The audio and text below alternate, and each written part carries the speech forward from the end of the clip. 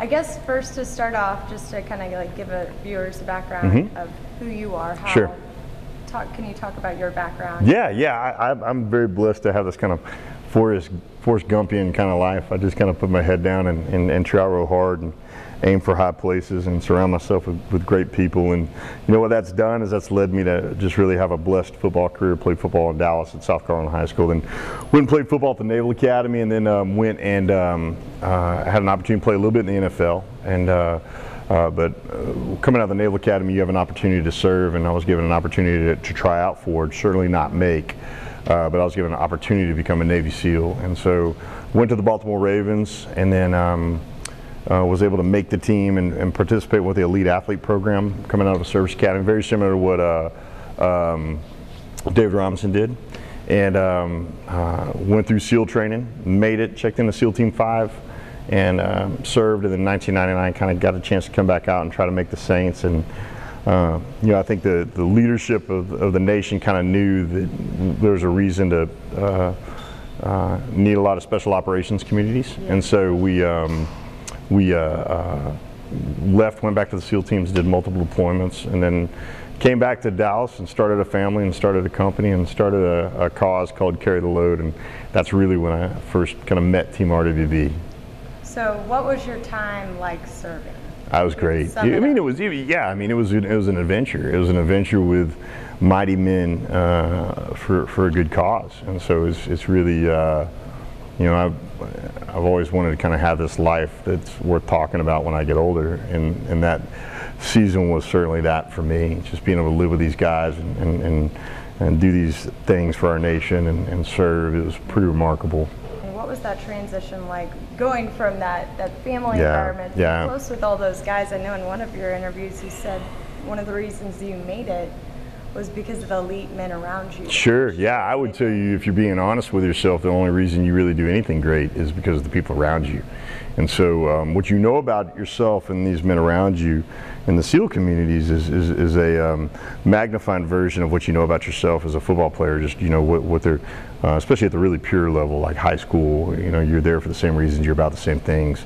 And then the teams, it's an amazing opportunity to surround yourself with people who are about the safe stuff and willing to risk and test themselves at a level that are just candidly superhuman. And for me to try to keep up with that was a pretty fun and challenging deal, and a very, very big honor. I know, as I spoke with military of all different backgrounds, Air Force, Navy, Army, everyone said the same thing about transitioning back. The difficulty was really just leaving that family, that unit, and then coming back into civilian life. What is that like?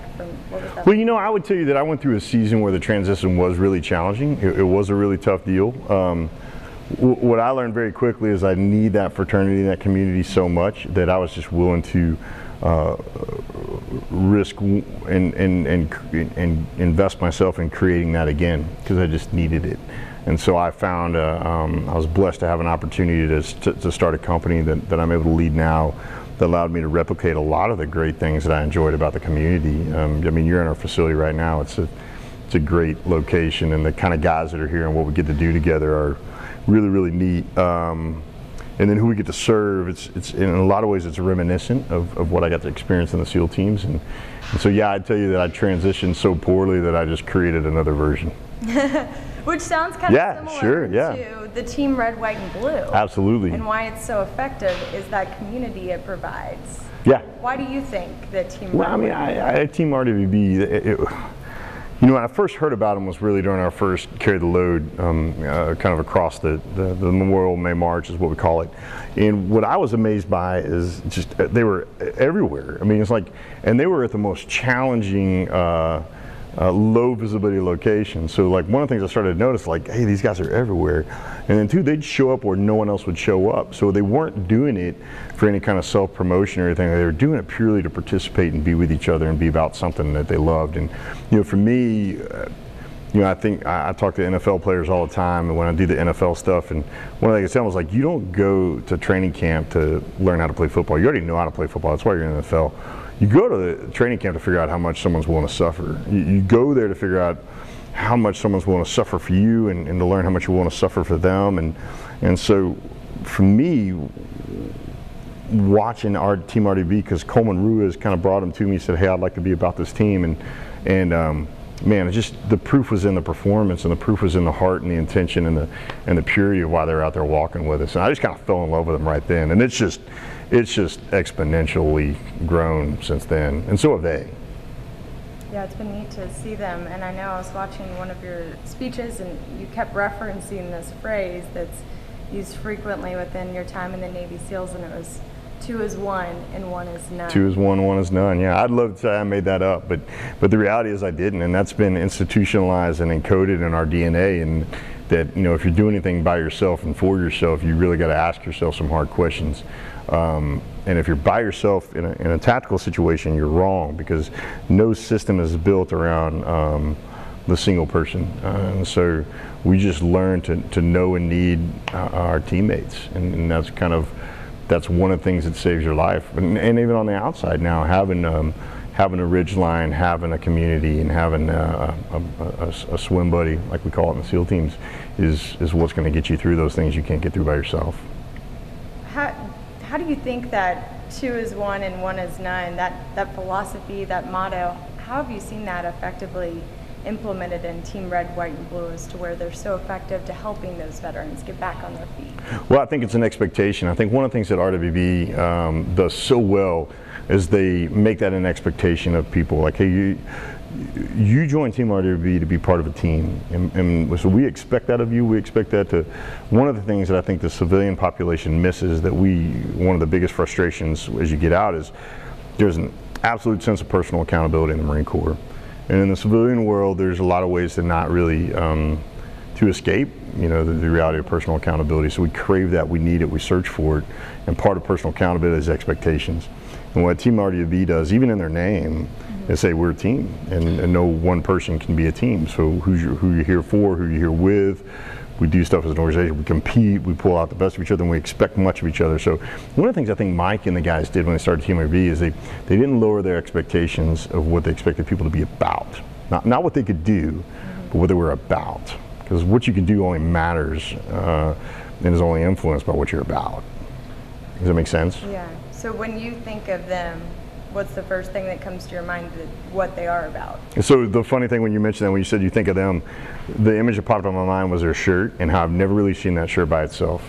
It's always with, you know, 3 or 4 of them have it with them. So even just every time I see them, they're in groups, they're in packs. It's awesome. It is their name in real life. You know, their solidarity and their intentionality. I mean, just the fact that everywhere they're there, they mean to be there. You know, just walking with, you know, them in Arlington National Cemetery in particular.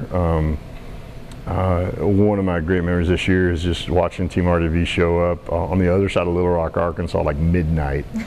4 of them just showed up, and one of them was, you know, big guy, and he's just like, hey, I'm the regional guy for RWB. I got this next. So I mean, that's the most consistent impression I have of them, is they're there when you need them, and they always mean to be there. Team RWB is not accidentally anywhere. They're always there with a purpose and a mission, and they're always fired up to be there. And that just, you know, that can't help but inspire and motivate you, because you're part of their team, you know, and they're part of yours. I mean, it's in their ethos and in their core. Now, I know Carry the Load, you guys raise a ton of money, but you chose a select number of organizations to help.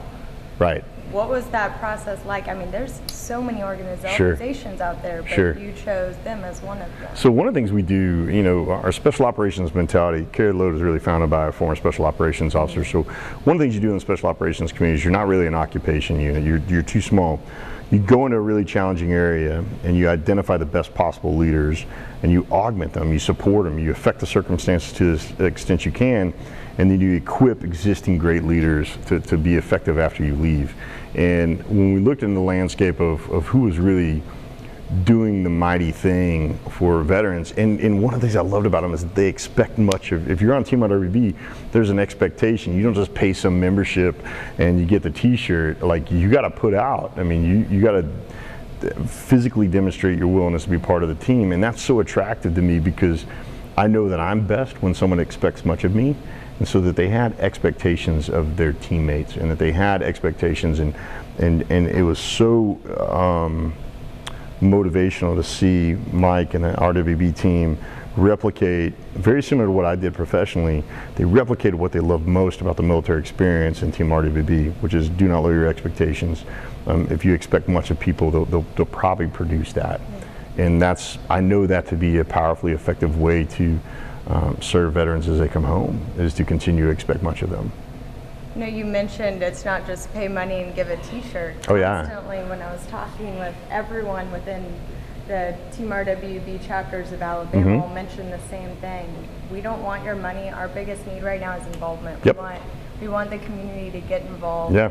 What would your message be to the community out there to get involved and why it's important? Sam, and that's one of the things I think we love so much about Carry the Load, and why I think it's been so effective and so powerful is, you know, when I started Carry the Load, one of the things I knew 4 things. One, I wanted to do something. I had these emotions, this anger, this frustration, and I just know how to walk it off. I know how to, you know, carry and go. 2, I wanted to do something that other people could do with me. I didn't want to do something that was so hard that it would alienate part of the population, because part of our mission in Carry the Load is to ask people who they're carrying and then listen. So I wanted to do something other people could do. The third thing obviously was to really make Memorial Day matter again. And then the 4th was to extend that branch of recognition to law enforcement, firefighters, and rescue personnel.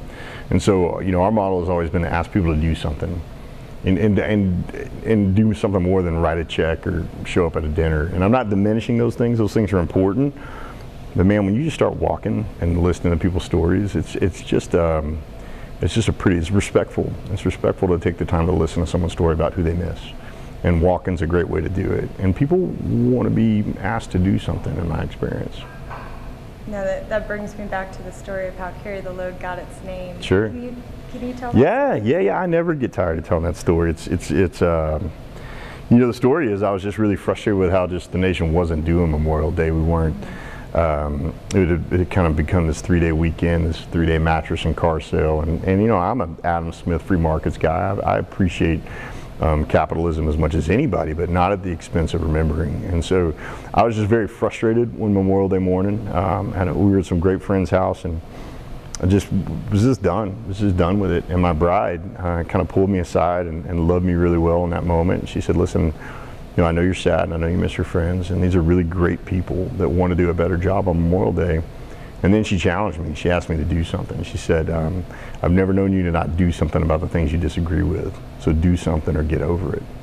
And so what do? You know, then when the love of your life kind of calls you out. And so I did. I put on my pack. I did what military guys know what to do. We just started walking, you know, did a road march. And when I was on the road march, it was hot, it was heavy, and it hurt, and I needed all that.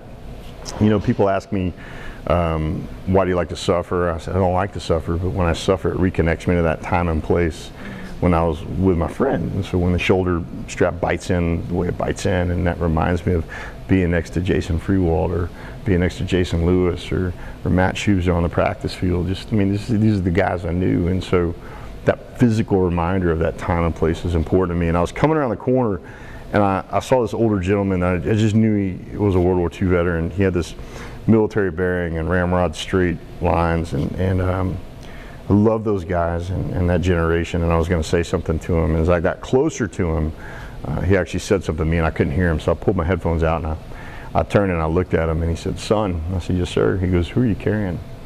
And it just kind of unlocked it. I mean, I need to be around people who get what I don't know how to say until I know how to say it. And I didn't need to be around him very long for him to get what I don't know how to say and help me say it. And that's where Who You Carrying and Carry the Load came from. That's really neat. It's cool, yeah. It's better than I could have planned it. Didn't realize your wife was involved with that. Oh yeah.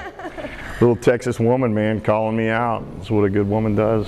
Now, So. for those of our viewers that don't exactly know what Carry the Load is, what is it? Sure. Carry the Load is 2 things. Carry the Load is it's our mission to make Memorial Day matter again, and it's our effort, it's our programs, it's what we do during the month of May to make Memorial Day matter again. That effort really has 2 major parts. It has the Memorial May National Relay, where we leave from the cemetery of West Point and we walk to Dallas. And every 5 miles we walk with a family if somebody's lost someone, in law enforcement, military, firefighters, and rescue personnel. And then we culminate in Dallas with what we call the Memorial Day March, which is this year was a 20-hour and 14-minute march for those who aren't with us anymore, and it's been amazing. The first year we did it, we had about 500 people involved. The second year, 5,000. Third year, we had about 24,000, and last year we think we had about 35,000 people involved all across the nation, and just saying thank you to those who serve. Now, for our viewers, y'all don't actually walk through Alabama. How can they get involved? How can they? Yeah, so one of the things we always do is you know, and who knows that we're not going to walk through Alabama next year. That's what's so exciting, is to see how excited America has become about Memorial May. And but you can go to the website, caretheload.org. We ask people to participate, donate, or volunteer. And if I were to tell you which one, I'd rather you participate, and I'd rather you volunteer and come out and experience and do something. And donations are important. That's great, and we're grateful for it. But nothing beats, you know, boots on the road, walking next to someone who lost someone and listen to who they're carrying. Before I let you go, one last thing about Team Red, White, and Blue. Pretty new organization. They've only been around like 3 years, if I'm correct. What do you think has surprised you most about it? Nothing's surprised me, candidly. You know, I have high expectations of my you know, brothers in arms, and I have high expectations of an organization like RWB and Mike and the guys who lead it. So there's nothing particularly surprising about how exponentially grown and how purposeful they've been. What I've loved is the great American citizen response, and the people that are getting involved in it that didn't serve. They just they want to be involved. That's what's been particularly healing for me and Carry the Load, is to see the response, and that's the thing that, if anything surprised me, it's really been their ability to effectively include and involve, you know, those who we served.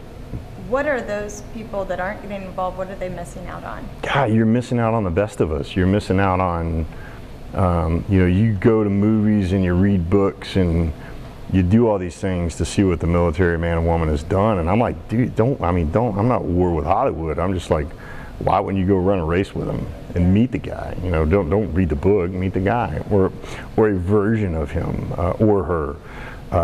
That's what you're missing. You're missing, in many ways, just the greatest part of America, which is these guys and gals that are coming home and their families, because the families serve just as much as we do.